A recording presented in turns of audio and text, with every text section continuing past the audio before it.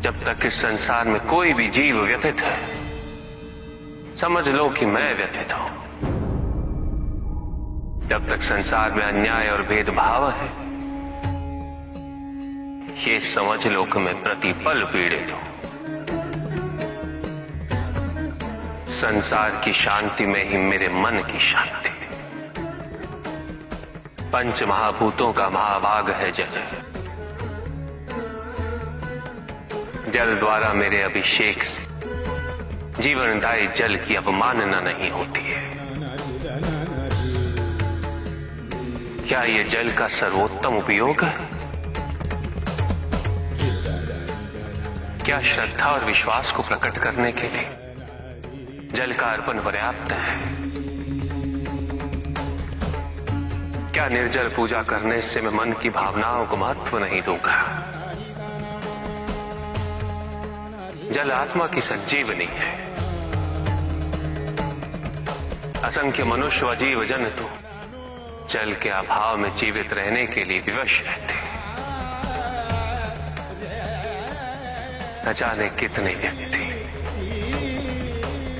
जल की एक बूंद के लिए तिरछित रहते हैं। ऐसे में जब नदी की भांति जल मुझ पर अर्पित किया जाए, मुझे पीड़ा होती है। जल शरीर का संचालक है। यदि मेरे भक्त इसे जीवन सुरक्षा हेतु अर्पित करेंगे, मैं तब भी मदद हो उठूंगा। बेलपत्र मुझे अति प्रिय है। ये मेरा संताप हरते हैं। धतूरा मुझे प्रिय है। ये मुझे शांति देता है। किंतु यदि संसार शांति का युद्ध क्षेत्र बना रहेगा, मेरे स्वजनों के बीच सदैव महायुद्ध छिड़ा रहेगा, तो मात्र धतूरा और बेलपत्र अर्पित करने से मेरे मन को शांति कैसे मिल जाएगी?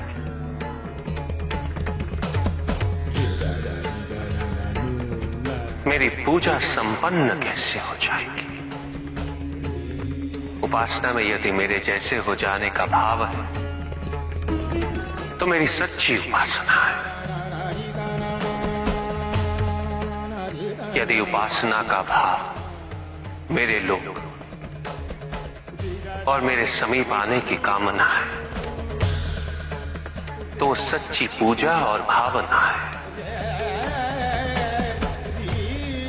तुम मन में स्मरण करो, मैं सुनता हूं। तुम मन में मुझे पुकारो, मैं आता हूं। मुझे कुछ नहीं चाहिए। यदि तुम मन को शिवमय बनाते हो, तो वही मेरा शांति से परिपूर्ण कैलाश है। वही मेरी सुंदर काशी है। वही मेरी उज्जैनी है। कौन सी विधि, कैसी विधि? अपने आप से पूछो कि पूजा का अर्थ क्या है। पूजा तो केवल एक माध्यम है मुझ तक पहुंचने का, मुझसे जुड़ने का, मुझसे एक होने का। किंतु जो मुझे ही विभाजित कर दे, वो मुझसे एक कैसे हो सकता है? कैसे जुड़ सकता है मुझसे? जो अपनी भक्ति के मार्ग को औरों के मार्ग से श्रेष्ठ समझे, उसकी पूजा में सदैव अहंकार विद्यमान होगा। पूजा करने के लिए श्रेष्ठता का नहीं, समानता का भाव आवश्यक है। समानता केवल उनमें ही आ सकती है जिनका मन अपने आराध्य के प्रति समर्पित है। क्या पूजा साधनों पर आश्रित है, सामग्री पर आश्रित है, विधि पे आश्रित है? या भक्त के भाव पर, उनके विचारों पर। यदि पूजा करते समय व्यक्ति को ये स्मरण रहे कि वो कितनी श्रद्धा, कितने समर्पण और कितनी भव्यता से पूजा कर रहा है, तो वो पूजा नहीं। जिस व्यक्ति के मन में ये विचार कि उसके पास पूजा के पर्याप्त साधन नहीं, तो पूजा उसकी भी सच्ची नहीं होती। पूजा तो केवल वही सच्ची है जब भक्त के मन में आराध्य के अतिरिक्त कोई विचार ना हो, कोई संकोच ना हो। भक्त को यह अनुभूति हो कि वो अपने आराध्य से पृथक नहीं, उसके आराध्य उससे पृथक नहीं।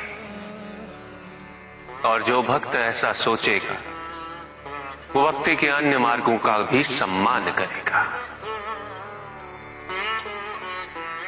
स्मरण रहे, मुझे पाने के लिए किसी और व्यक्ति को माध्यम बनाने की आवश्यकता नहीं, क्योंकि भक्त मुझे अपने मन की पवित्रता से प्राप्त कर सकता है। यदि भक्त का मन ही निश्चल नहीं, तो किसी और के माध्यम हो जाने से वो कैसे संभव हो जाएगा? और यदि मन पवित्र है,